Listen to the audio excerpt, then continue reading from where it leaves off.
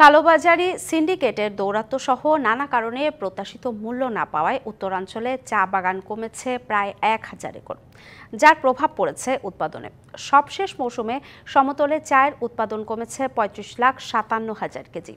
দ্রুত সব সমস্যার সমাধান করে নতুন মৌসুমে কাঁচা চা পাতার দাম নির্ধারণের দাবি চাষিদের। কারখানা মালিক, চা চাষিদের সমন্বয়ে সংকট উত্তরণের আশা চা বোর্ড ও জেলা প্রশাসনের। সিলেট ও পার্বত্য চট্টগ্রামের পর দেশের তৃতীয় বৃহত্তম চা অঞ্চল হিসেবে পরিচিত উত্তরের ৫ জেলা পঞ্চগড়, ঠাকুরগাঁও, দিনাজপুর, নীলফামারী ও লালমনিরহাট উৎপাদনের দিক থেকে এবারও টানা চতুর্থবারের মতো দ্বিতীয় অবস্থানে।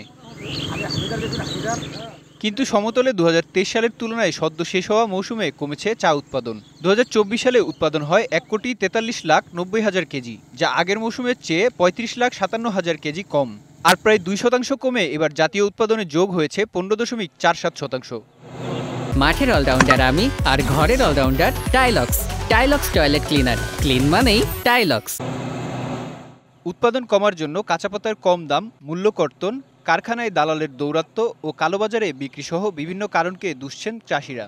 এরপরও নতুন মৌসুম ঘিরে স্বপ্ন বুনছেন তারা।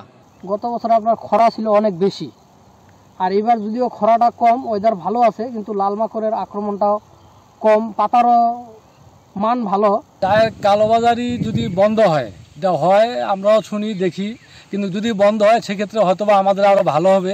সরকার আমাদের দিয়ে একটু দৃষ্টি রাখে যে আমাদেরকে যদি কিছু বেড়া দেয় এবং পার্সেন্টেজ কাটতেছে, পার্সেন্টেজ যদি না কাটে, এটা আমাদের জন্য একটু লাভবান হবে। অতিরিক্ত খরা ও কাঁচা চা পাতার দাম না পেয়ে পরিচর্যায় আগ্রহ হারান চাষিরা। কেটে ফেলা হয়েছে কিছু বাগানের গাছ, যার প্রভাব পড়েছে উৎপাদনে।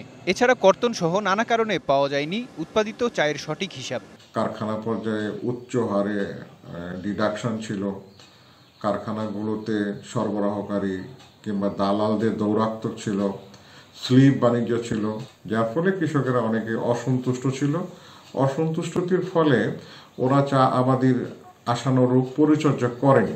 চাষিদের অভিযোগ থাকলেও জেলা প্রশাসন বলছে অধিকাংশ সমস্যার প্রায় সমাধান হয়েছে। কাঁচা পাতার নতুন মূল্য নির্ধারণের বিষয়টিও দেখা হবে। এই বছর চা পাতার দাম নতুনভাবে নির্ধারণ করে দেওয়ার জন্য আমি চা বোর্ডের যারা কর্মকর্তা আছেন পঞ্চগড়, তাদের সাথে আলাপ করেছি। তাদেরকে বাজার যাচাই করার জন্য বলেছি।